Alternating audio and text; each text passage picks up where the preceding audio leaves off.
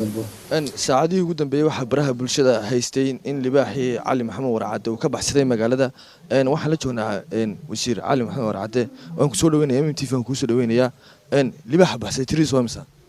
bismillaahir rahmaanir rahiim libaaxyada baxsaday waa laba marka mid waa la hayaa mid baa maqan waxaan runtii keentay inaan ku yaro ormaho ku baxsaday libaaxa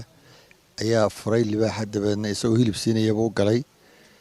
roob baa da'ayay baalkun had iyo jeer roobka markuu da'ayo wuu cayaaraa wuu boodboodaa markaa kadinka awal buu furi jiray wuu geli jiray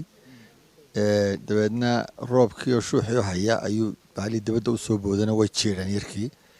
markaa isagoo dhulku ku dhacay way dhaafeen markaa waqtigaa furkaa bay ahayd meesha waa la ilaaliyaadoo waa qalab baa lagu ilaaliyaa marka iyadoo dadka kala maqan afurkii 3 inan bay ku soo baxeen inaan dhalay laba kale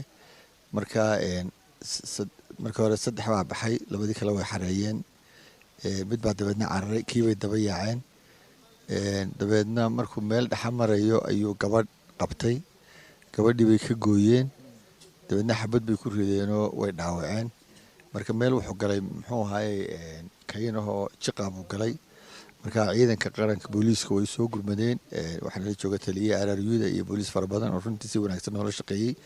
marka waanu baarnay habeenimo noqotay markii meesha gaar baa laga hayaa dabeedna insha Allah subaxii ama isagoo dhaawac ama isagoo nool ayaan jecelahay in la helo hadii la yiraahdo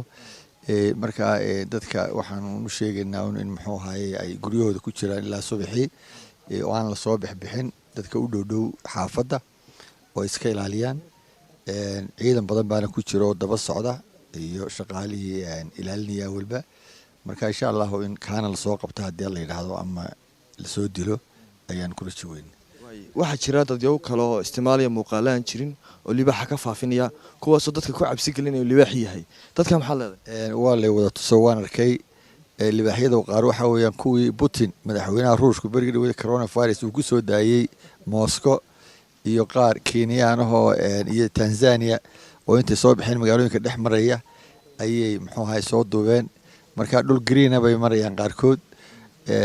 muxuu ahay qaarna waxa ku ceeyay ay waaweyn oo muxuu ahay aan wadankeennaba joogin oo kuwa guriga ku jira marka waxa weeyaan muuqaalo lagu qurxiyay weeyaan oo lagu soo muxuu ahay lagu laray lagu bomboninayo laakiin ma aha Kenya maaha laga xabada lagu riday markii laga gooyay iyo inankii ka furay albaabka oo ay jiireen ay ku tunteen dhaawac kale ma gaarsiin laakiin way ku joogjoogsadeen markii albaabka ka baxay raadkiisii waanu qaadnay markaa imika meel yaro keeno halkan oo garan waaya halkaasaan filaynaa inuu ku jiro markaa dhinacana waxaa ka xiga dhinacana ciidankaa ku wareegsan marka inta waa ka bariyay hadii suuqina hadii la yiraahdo ma waxa weeye waa la gaarsiiyay waana la hadlay maayir ku-xigeenkuna uu ka hadlay waxaan mananayaa barsaab ku-xigeenkuna uu ka hadlay marka waxa weeye dadka aad baa looga digay waxa la yiraahdaa bixina guriyaha ku jira inta muxuu ahay baalka gacanta lagu soo dhigayo kii kale kuwii la qabtayna way joogaan halkan ay fadhiyaanba waa ku halkan jooga daawadayaal soo muuqata waxaad arkaysaan labadii libaax ee baxsaday mid kamid ah